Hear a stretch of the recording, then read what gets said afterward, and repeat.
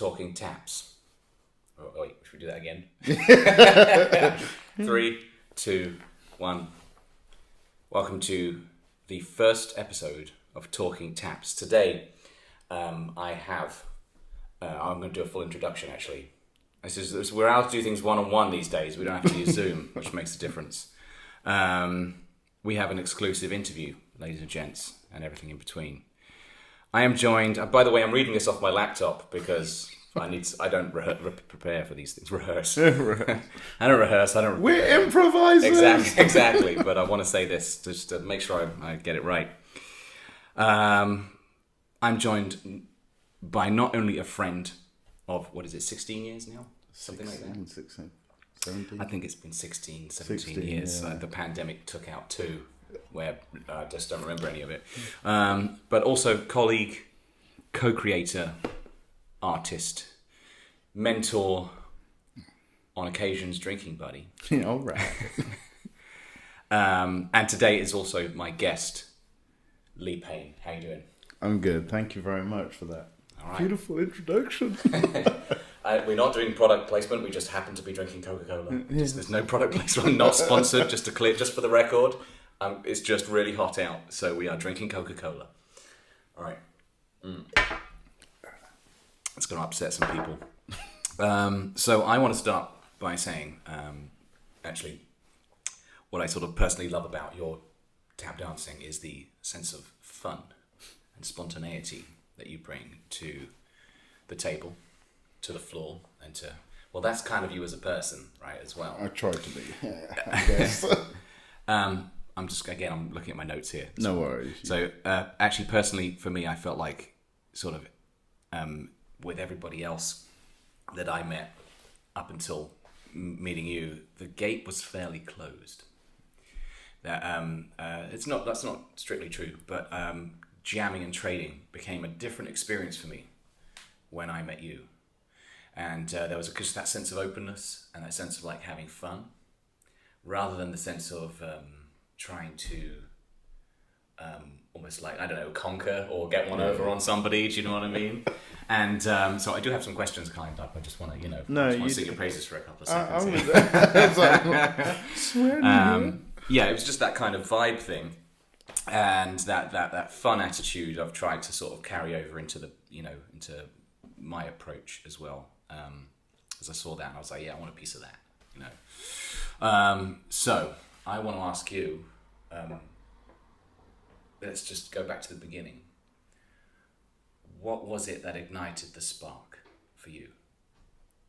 The original first spark for me was I was in Germany, and I think it was a holiday or something, because me, my brother and my dad, we were just lounging around.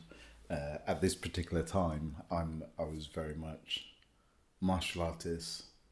At 4 years old, I already knew I wanted to be Jackie Chan. Yeah, you want to hit stuff. That's it. Well, basically, typical boy at that age. Same as Tap. We just started beating up the floor instead. That's it. And my brother was watching Stormy Weather, and that famous scene with the Nicholas brothers came on. And such a scene. I mean, if you haven't seen it, it is that quintessential dance scene.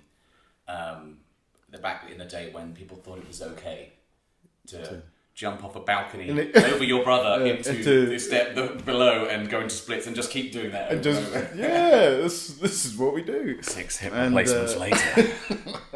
And I think literally it caught me straight away from the beginning, from Cab Calloway singing and the music and hearing the drums and the horns and everything kicking in to them.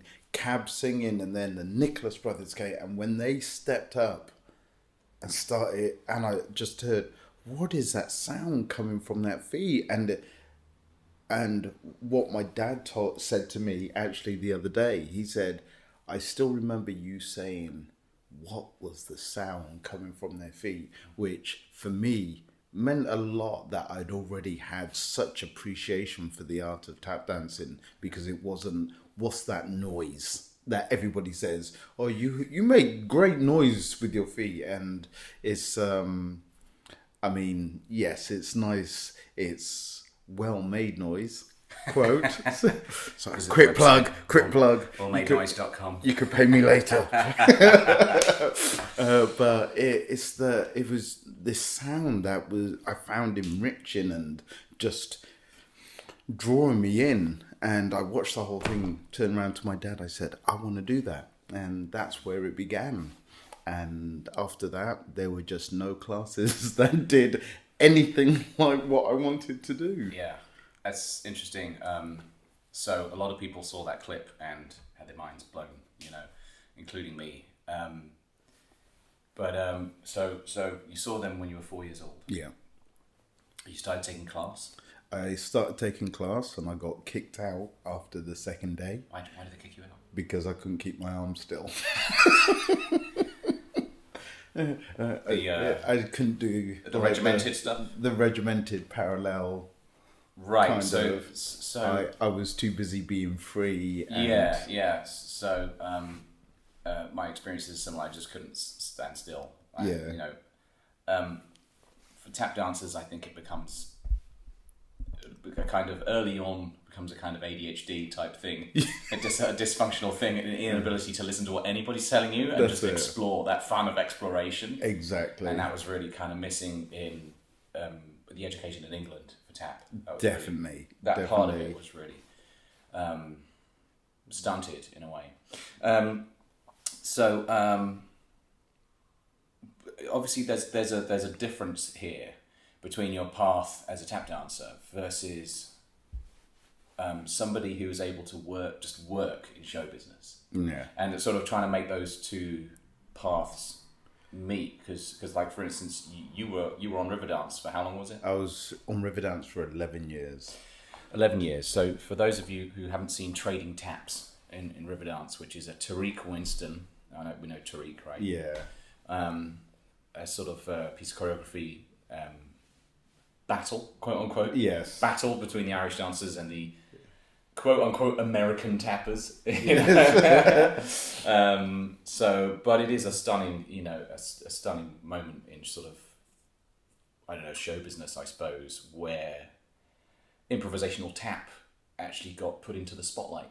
Yes. In a show, in a kind of what is essentially a dance review. That I feel like, you tell me, is Riverdance, what is it, a dance review? It's actually a story of basically the potato famine, how the lands got riddled and they needed to look for greener pastures, and that's when different people went out, different groups went out to different areas, Spain, America, Russia, to try and find greener pastures to be able to survive, really.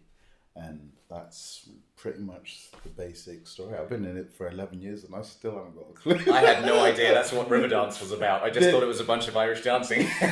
This is what someone told me. And it's funny, all the way through, there's a soundtrack going on. Yeah. But because I'm not on till the second half, it's the longest number in the show. Man, that's a lot of waiting about. Yeah, well... And then suddenly being on. Yeah, but the good thing is, for myself, when I first started, I came from a very traditional ISTD background, but quietly in the background, working on my own stuff, trying to work on improvisation. So, going into Riverdance, I would say, a tap dancer. I wasn't a hoofer.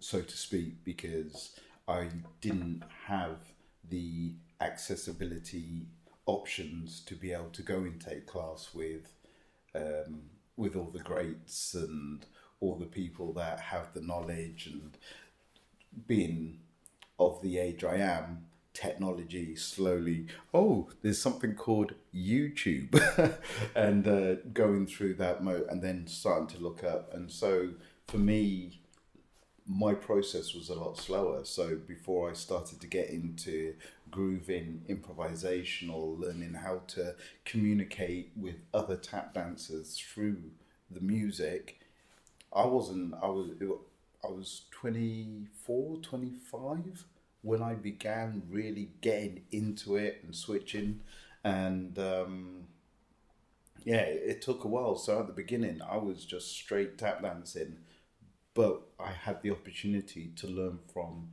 other American tap dancers that came into the show. One especially, Walter Freeman. I call him my tap guru because Walter was fantastic. Yeah, I met him once or twice backstage. he really taught me how to slow down, settle, just allow the music to come in. And he said, find one song and dance to it for a whole month whilst we're on tour. And I did. And then there was just a point where it clicked. And it was like I could start hearing the music. I could start breaking the music down and start hearing like the bass and just listening to the bass track. And playing with just the bass or the piano or the lyrics and stuff like that. And then realised, okay, this is where I want to be able to sit within my tap dancing. So, but yeah, it was it's a process. Yeah, it's a process, all right. Yeah, that's beautiful. So I guess I had a question of if you sort of backtrack a little bit. At what point did you realize you were not just somebody who was going to work in show business, who was just going to, for instance, go into music halls, go into plays, subscribe to the content that was out there? Because I always think that tap dancers are actually, what they are amongst many things is creators. Yeah. It's intrinsic to it. It's a bit like writing comedy. It's like that person delivers a line in a certain way. You can't tell a Mitch Hedberg joke be as funny as Mitch because it's just that was him. Do you know what I mean? There's no one else who can tell that joke the way he told it. And that's the same with tap. It's like you actually want someone has their own, voice, their own way of certain you-isms, the little mannerisms that depict you, the little tonality that's a bit different from everybody else. So you're a creator, but you have to also work, and so you're balancing these two. What was it that, because obviously you knew from early on you were slightly different. Yeah, right? yeah. At what point, if there was a point by there, or was it gradual? Did you go, I actually realise now what it is that makes me different. I don't fit into, what was it, Singing in the Rain? Yes. I mean, Singing in the Rain was a great, really, really good show. I mean, at the time, I was on it, on the show with my girlfriend at the time, Claire Winsberg. She was, again, an exceptional performer and stuff like that. And the people that were in it were exceptional performers. I did find it a little bit difficult because I did find that I felt like I wasn't particularly in the group. I mean, one of the lads that said it, when I went back to cover for their second run, the ensemble were asking, so what's Lee like? What's Lee like? When he walks through the door, you won't think that he's a dancer. You'll think he's a dancer. Why? Because of how I carry myself. You weren't upright. I wasn't. Carrying the classical technique and things exactly. like that. Yeah. So I just kind of came in all ghetto, but when you get on stage, you do your thing. And I always found, for me, when I go to do a show or something, for me, it's a job that I want to be able to do. But then at the end of that contract, I then have to go, okay, cool. Where I do feel like it then gets to a point where I find it hard when you have to buy people lots of gifts and stuff like that. It's like, I'm a broadcast performer. It's like, I need that money to pay my rent or pay for this and pay for that. So there's so much ass kissing that needs to be done sometimes. You know, I mean, we can speak candidly. This is our channel, by the way. It's my channel. I can say what I want. I found just edit it down in case someone tries to cancel me. But I found it really hard, and I found it hard to fit into, as it were, the musical theatre lovies background kind of flow of things. I found that really hard, and I felt very much that's not how performance should be. Even the director at the time, absolutely lovely person, but she referred to all the ensemble as chinos. I was like, Chino, come over here. What is that? It was just kind of shorts. Yeah, well, trousers. Trousers. No, because all the ensemble had chino trousers on. Oh, I see. So she just referred to, Chino, come over here. That's what you are. You're just a pair of trousers. And then, we can take you out of those trousers, and someone else goes straight back into them. Yeah, basically. And it felt horrible. One chino is as much as the next chino. One chino at a time. And yeah, that's crazy. That's one of the most demeaning things I've ever heard. Yeah. To be referred to just as a pair of pants. I know, tell me about it. So, wow, yeah, that was hard. So did that kind of make you feel like I want to go in a different direction? No, it made me feel like I could do something better. So, always at college, when I was at college, I'd always try and do something different because I felt like doing something different means that would make me a better performer. It doesn't matter if it was crap. It was the fact that I tried. I gave it a go. I tried to be different, not like everyone else, because if I'm like everyone else, I'm not going to stand out. Yeah. But I can do what everyone else can do because that's what I've been trained. Is coming up with an idea that's different from what this last person did. So, and it takes guts, you gotta go against the grain and stuff. Yeah, and that at college, people don't like you going against the grain. Well, I think what makes you interesting to watch is the fact that you do stand out. It's kind of like Quasimodo. You've got this weird skill, and it's kind of ugly. Yeah. But it's also, that's what also makes it excellent. And that's what makes it amazing. Yeah. It's this strange, unusual technique that most people, there's really a handful of people on the planet who can do it. Yeah. Who can do it well. Yeah. There's a lot of people doing it. There's a lot of people doing it. To do it really well and to make yourself stand out. And I know there's more and more, certainly there's more and more kind of, I want to say clones. Yeah. But people pulling out the same stuff. Right? Clones. Yeah, clones. I like clones. Oh, God. So, a tap of the clones. That might be the first million.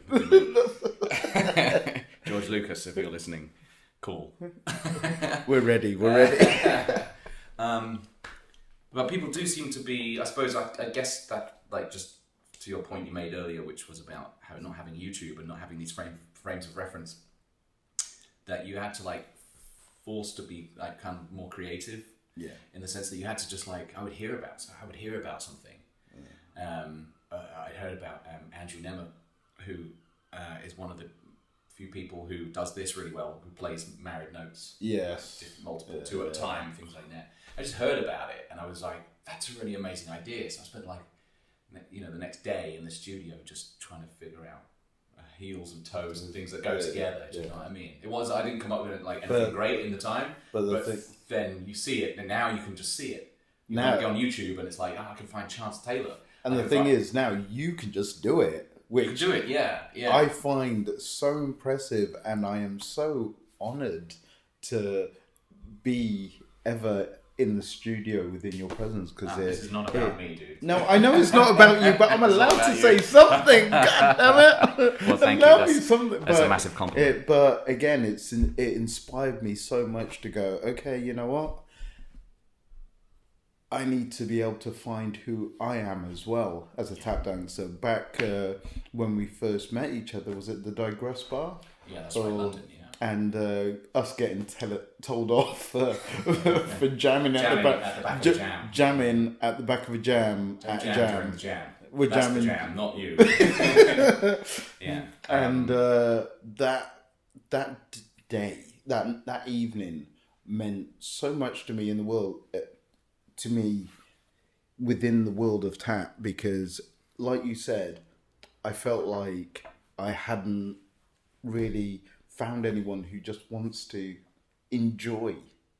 Everything seemed very serious about tap, and I mean, when you watch back of when all the greats are dancing, they got all of them have got smiles on their faces, and it's like that they are in the moment when they're jamming and having fun, and the guys at the back going, "Hey!" And that's kind of how I want to be. And I just felt like there wasn't a lot of that until I met yourself. Which thank you. That's a huge compliment. Thank you. That's why I brought you on, ready just to throw compliments at you. Yeah, that's okay. You can pay me later. Yeah, exactly. So, to actually, this leads me on to my next question. You're on this show for 11 years. There's a lot. There's a lot of people coming in and out. Yeah. It's show business, like a revolving door, right? So, without naming any names, were there some bad experiences?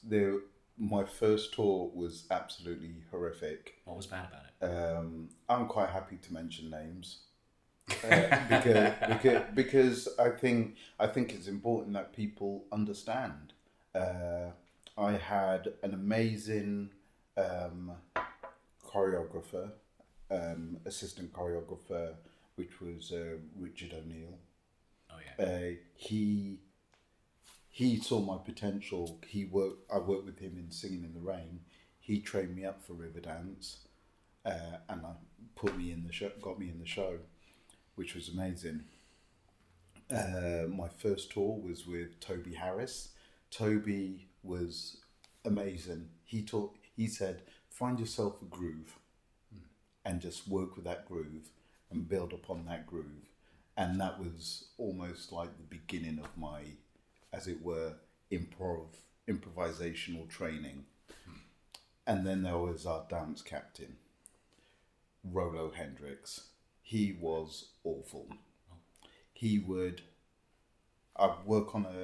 trying to train me up to do the first solo, and then it would be the first solo and then the lead solo. So I'd worked on an idea. He'd be like, yeah, that's good. Maybe move this around. Yeah, okay, that's really good. That's perfect. He would then tell management, I can't teach Lee anything. He's not doing it right, but give it a go. So I'd go on stage, and while I was on stage, he would laugh at me in the back on stage and literally make me feel so conscious about myself in front of 5,000 people. Yeah, man. How did you deflect that? I was new to a massive show like this, so I ended up withdrawing on stage and I couldn't do it. Yeah. And it made me panic. Even on stage, you'd be like, Lee, you got this, you go, you're gonna do this, but don't mess up because I'll be after you. And then it was that one word, don't mess up. And it's like, you're not helping me in any way. You're literally doing it to make me feel bad. But then, and Toby on stage would then take over and go, don't worry, I got this. And then Toby was getting injured because he was last minute. He was already injured from the tour before. So he was starting to go down. And then literally Toby turned around and went, this has to stop. This has to stop. Rolo, you can't keep doing this to him.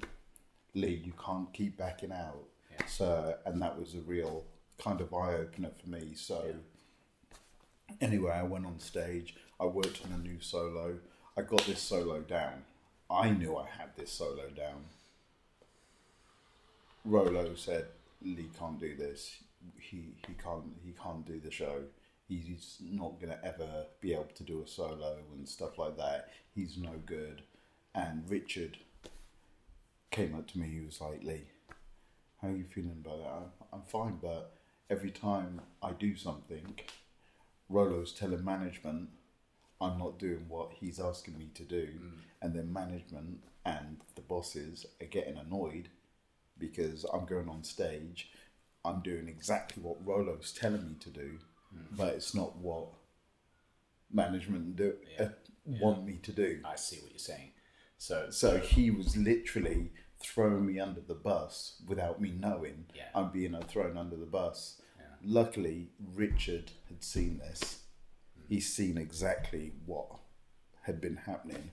He goes, don't worry about it. Don't worry about it. Next tour, I came back. I think Toby had decided to go back to study and there was no Rolo.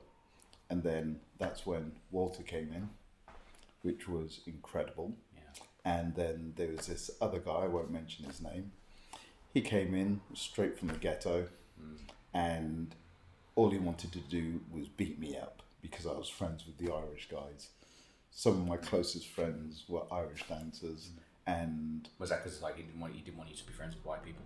Basically, it was like he was very much like bloody white people. I mean, I'm not going to say the language he was using, but not the Irish. The Irish were discriminated against. Yeah, I know.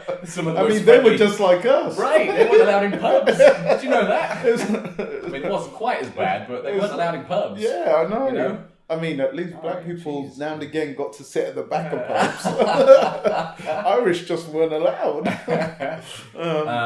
So it sounds to me like Rolo is his name. Yeah, Rolo. It's the name of chocolate sweets. Yeah. He wasn't soft on me. Well, it sounded like that was coming from a place of insecurity, and that was coming from a place of being threatened by you more than it was anything else to do with you or to do with Richard. Like, people don't like new people default anyway. No. Well, Richard did turn around and say one thing. It's plainly obvious is the fact that you're learning very quickly. You pick up stuff very quickly. And that, I reckon, feared him. It does make you look back and go, who is it that supported me when I was still brand new and just entering this world which I didn't understand too much. Like the backstabbing hadn't really occurred yet. Yeah. People trying to put you down behind your back and stuff. And it hasn't really hit you yet. Yeah. And it happens. And you're like, scratching your head like, what did I do? Do you know what I mean? I literally, for that whole first tour, I didn't know what I'd done. Yeah. I did not know. I think the answer is nothing. I think some people just have, maybe that happened to him early on from someone else, and maybe he's insecure. Yeah. And he was just like, I'm going to project that insecurity onto Lee, the person who is most likely to I'm actually going to get away with it because he's me or whatever. Yeah. And that's really awful. Yeah, and I'm so glad that the redemption of Walter coming in. That was incredible. And the good thing was with Walter, when he came in, he'd already been touring already over in the States and stuff like that. So he'd come over from the States. And he still, at the time, I mean, even he would say he very much had that mentality of American tap dancer. When you get on a board and you start trading, you're out to cut. And he said that he found so much joy with the fact that when I got on the board, I didn't want to cut. I just wanted to learn. I wanted to be able to pass. I wanted to enjoy. And he found so much enjoyment from that, from what he told me. And you know what? It felt so nice to be able to pass on happiness, as it were, within the art form. And I think there's a difference between having a conversation with somebody versus having an argument. Exactly. And I think when you're having an argument with somebody, it doesn't make either party feel good. Yeah. And you're just the listening element disappears. Yeah. When you're just like in it, whatever. Yeah. And it seems to be like two people just kind of butting heads and not really listening. They're just two people shouting and having their own opinion. So it's a bit like if I say to you, I took my dog out for a walk the other day, and you just come back with something that's not related, like I like ice cream sundaes. It doesn't make any sense. And so when you're a lot of my experience with cutting is like people just kind of going, I'm going to blast something in your face. Yeah. Followed by another blast in your face, followed by another, and it's not related to the previous sentence. Yeah, exactly. So we're not conversing here; we're just shouting at each other. Whereas if you say to me, "Hey, I took my dog out for a walk today," I go, "Nice. Where'd you go?" how's your dog? Do you know what I mean? And then we go back and I wore forth. my hat and I went down the beach. And the benefits are just so much greater because you can keep going and keep going, and it just never ends. It's just like this conversation. Do you know what I mean? We're responding off of each other rather than just ad-libbing. Otherwise we may as well not be in the same room as well. That's exactly. And I know there's people who could easily cut me, and so if I am cutting it's also you got to if I'm cutting someone, I never do that, but if I were to cut someone, I'd be like, well, this is pointless because I know so and so who can easily take me on. Do you know what I mean? And I feel like that kind of dominance hierarchy mentality kicks in. And get very sucked in. It's very easy to get sucked into that, and not sort of be able to be open. And have vulnerabilities and laugh when a mistake occurs. Do you know what I mean? Or when we accidentally switch the one or something like that. Oh, here's a new one. And that's the thing, when a mistake occurs, especially if you're in a show, if you're in a good place with the other partners you're dancing with, that's when the mistake gets completely covered because you're able to understand each other and just flow, and it doesn't look like a mistake to the audience. You guys know it's a mistake, but the audience won't have a clue because you just flow it together and you're able to work with each other and But right. I'm going to kind of move on to the next yes, question. No worries. I know I can keep talking forever. No, it's me.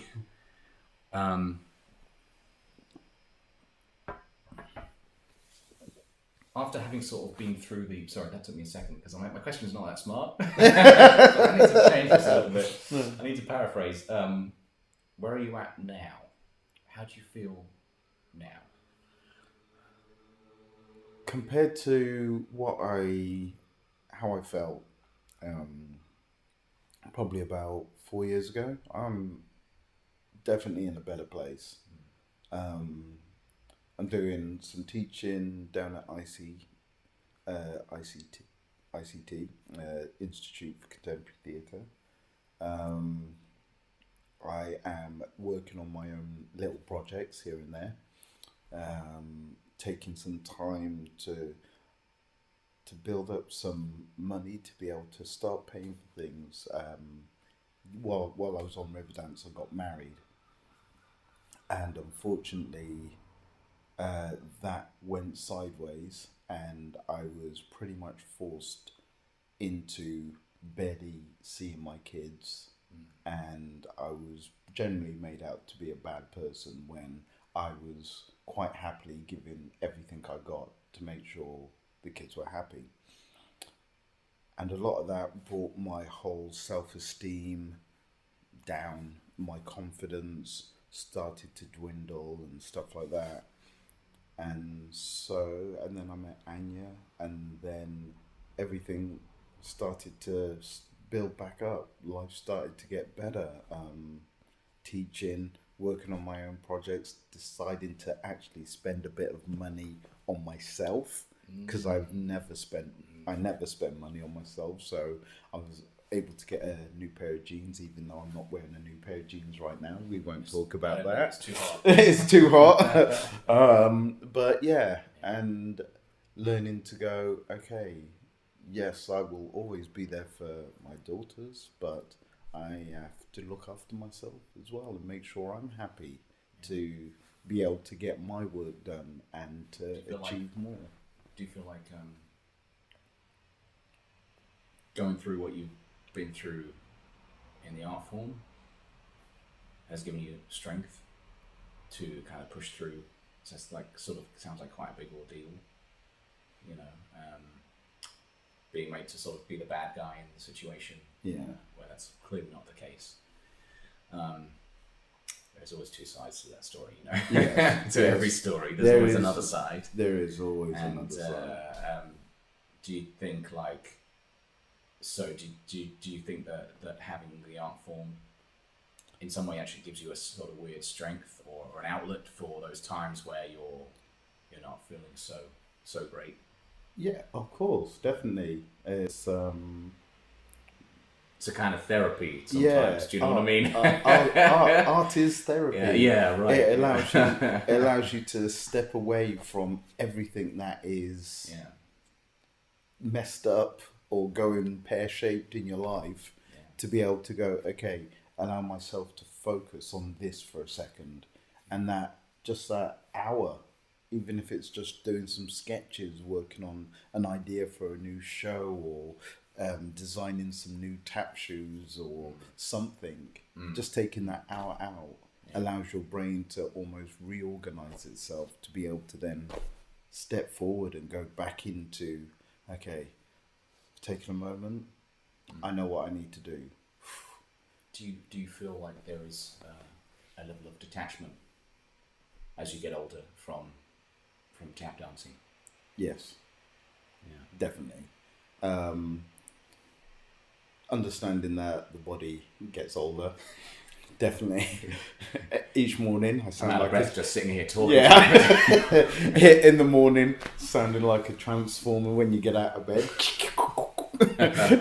It's but it's not letting go of not like being completely detached from it, because you know what? It doesn't matter what you do. You could be in the kitchen and you drop a spoon into a sink and it might just ricochet a couple of times, go king king kung, king kung kung, king kung kung. And you go straight, your brain instantly goes straight back into it, because it is ingrained, it's part of you. Yeah, it's in there somewhere. Tap is just part of you. Yeah.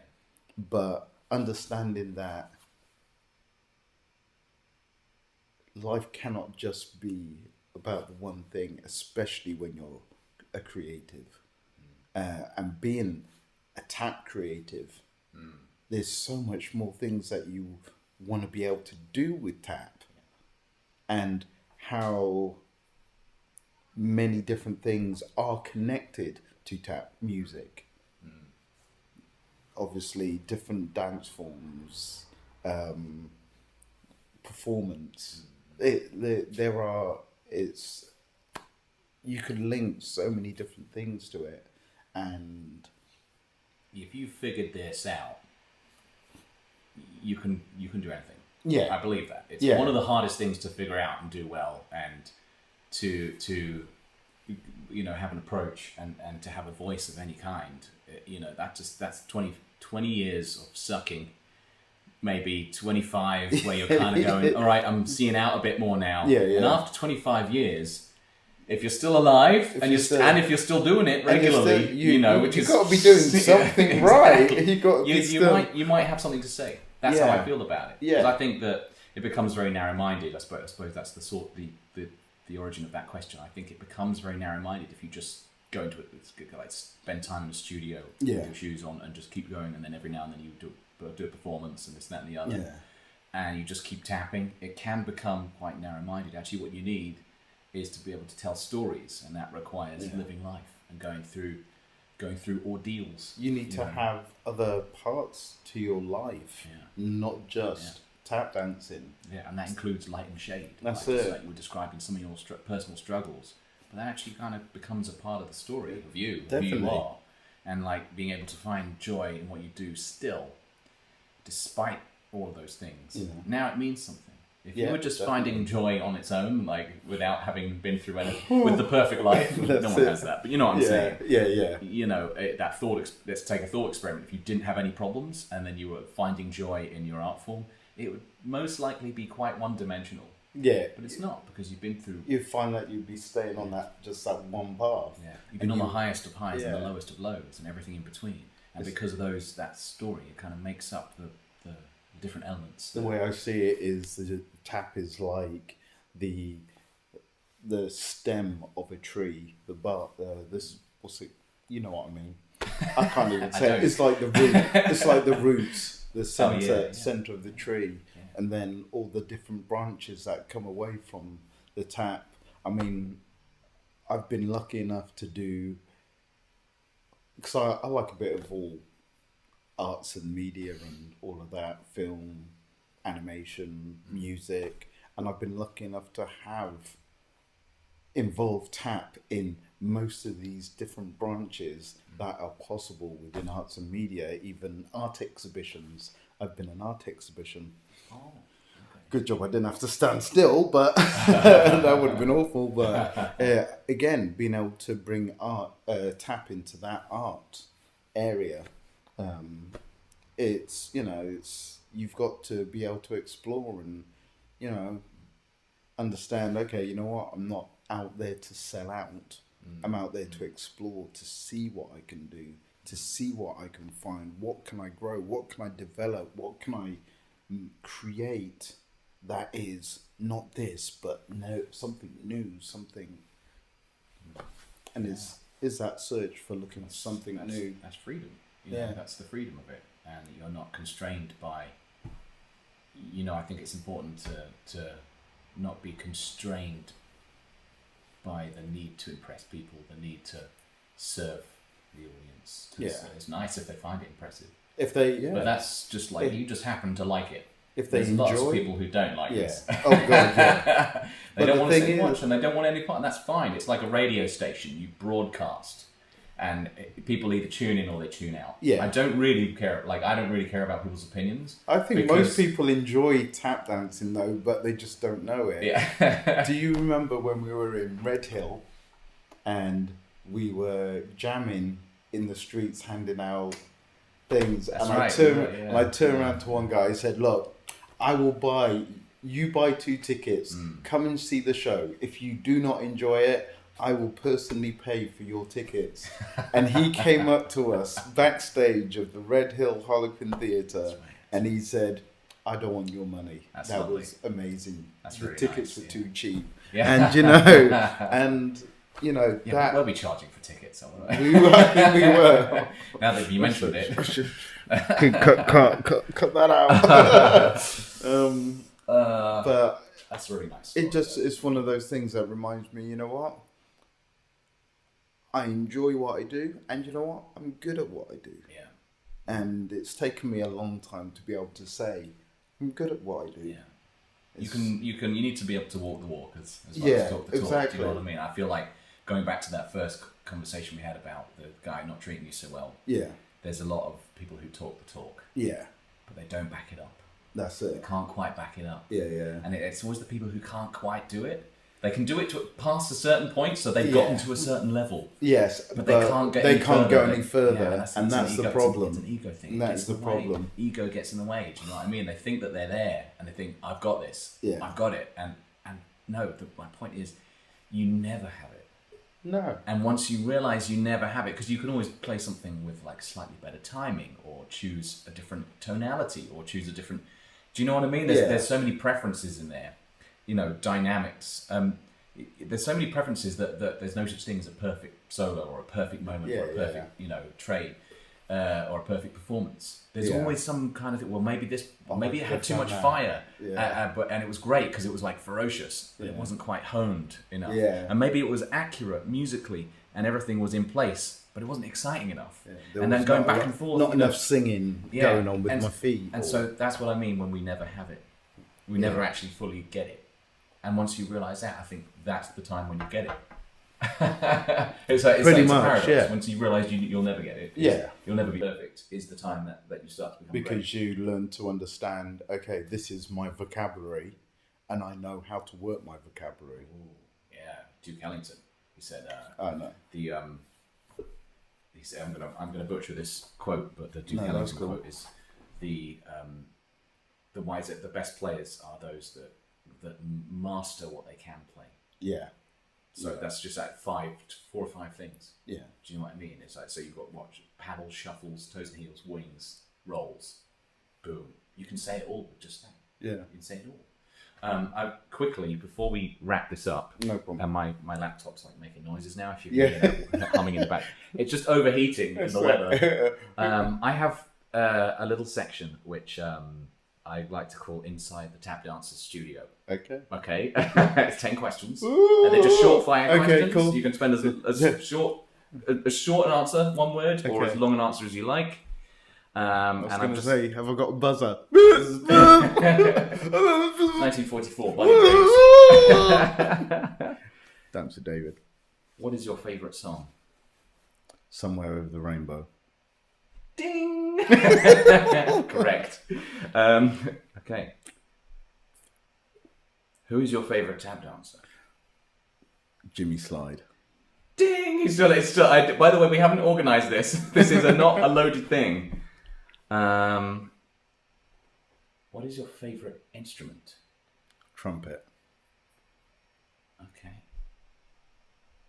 What did you have? No, I didn't write anything down. These are Oh, open right. questions. I don't know. Okay, I thought you were asking you. Yeah. I'm just moving to the next question on my laptop. I was like, I didn't get a ding on that one. You got your ding now. All right.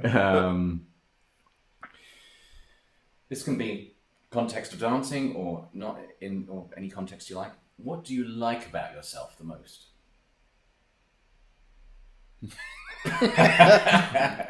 Wow, that's a... Don't be humble. I mean, don't be shy. Yeah. Just say it. Well, whatever the attribute is. I like the fact that I am willing to be there for people I feel are close to me. Amazing answer. What do you wish was different about you? I wish I was a bit more selfish. Oh, man, you're just a saint. What a kiss ass. I honestly, Okay. I honestly That's the cynical, wish. right? No, I honestly wish I was a bit more I selfish. feel so like an awful person right now in my comparison.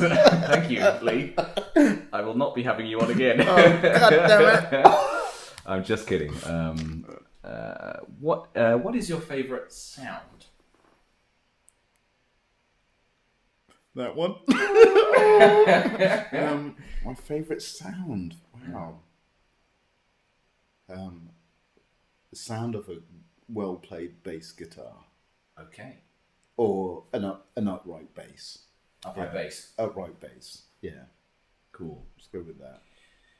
What is your least favourite sound? Do I have to say this one? Yeah. Okay. You don't have to say anything. You can plead the fifth.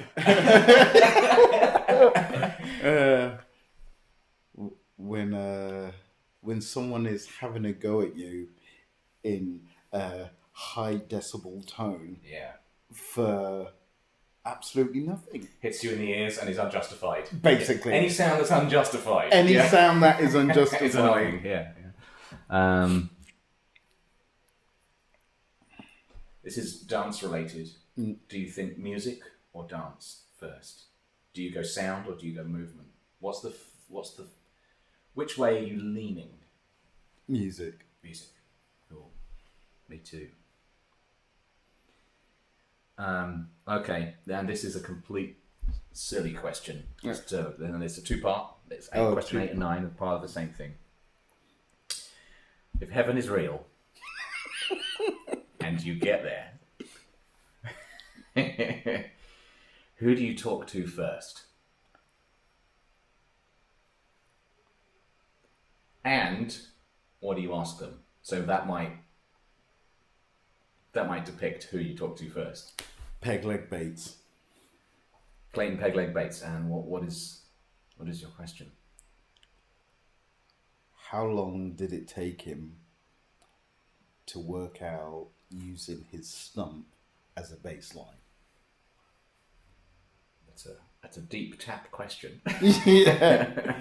For those who don't know Clayton Pegleg Bates, go and look up that guy. It was just the when you see the clips of him on YouTube, you can hear it. It's like thum, ba-dum, thum, thum, thum, thum, thum, ba-dum, thum, and I'm like, it's next level musicality. It's ridiculous, disgustingly good, ridiculously, disgustingly good. It's amazing. Nice. So yeah, we've got to wrap this up. Amazing. Thank you. This has been a pleasure. Absolute pleasure. I'm going to obviously have you on again when some time has passed. I'll tell you the other half of Riverdale. Oh, there's so much to talk about. After 11 years, whew, there's so many stories. There's so many stories. I can't imagine. Yeah, I can't imagine. But I want to say, just keep doing what you're doing. Keep heading on your path, because honestly, man, you are like an unstoppable force when it comes to creativity, and not just myself, but everybody who knows you knows how fantastic you are to work with. What a fantastic person you are to be around. And, dude, thank you so much. I'm gonna give him a hug.